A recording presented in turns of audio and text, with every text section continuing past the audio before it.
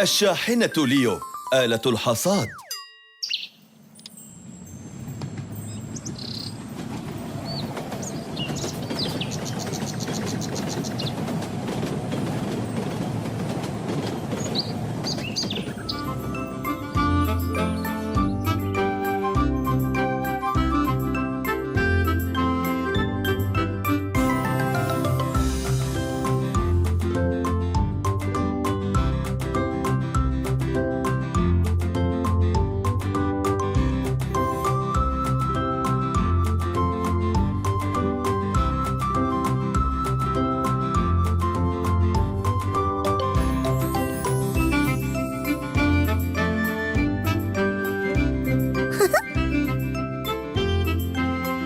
ها قد وصل ليو. مرحبا ليو، إلى أين تذهب؟ ها؟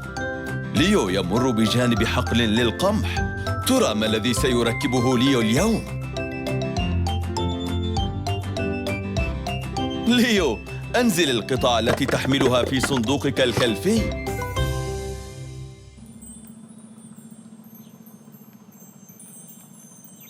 لنبدأ. أولاً، سنركب العجلات على جانبي المنصة الخضراء الكبيرة. لدينا عجلتان على الجانب الأول وعجلتان على الجانب الآخر.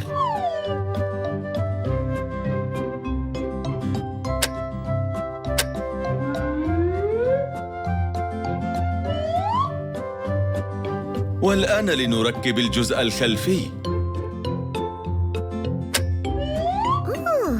ثم المقصورة،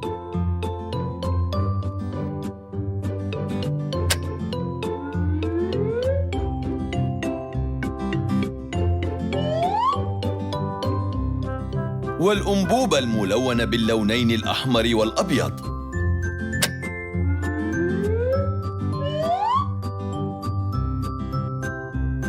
والأضواء الأمامية،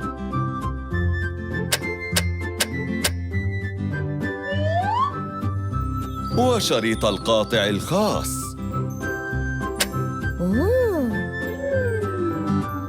لقد ركبنا آلة حصاد رائعة يا ليو، ولكن تنقصنا البكرة فقط. إنها الجزء الذي يدفع سنبلة القمح إلى الشفرة. هل يمكنك العثور عليها؟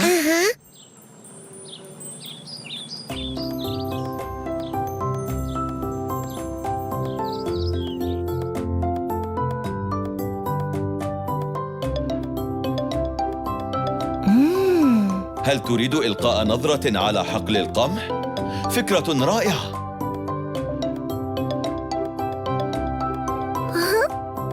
انتبه جيداً، فالسنابل طويلة. هل هذا يدغدغ يا ليو؟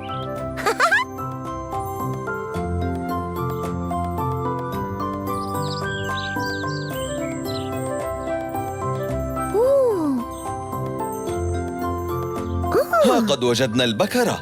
ضعها في صندوقك الخلفي.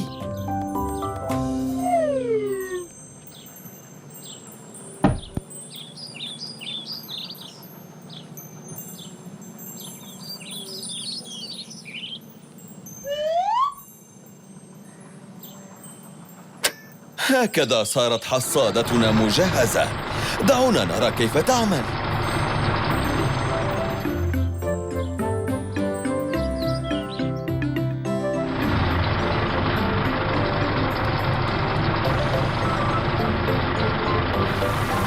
ها هي ذي الحبوب تنزل من الأنبوب. هذا عمل رائع. أحسنت أيتها الحصادة، وأحسنت أيضا يا ليو.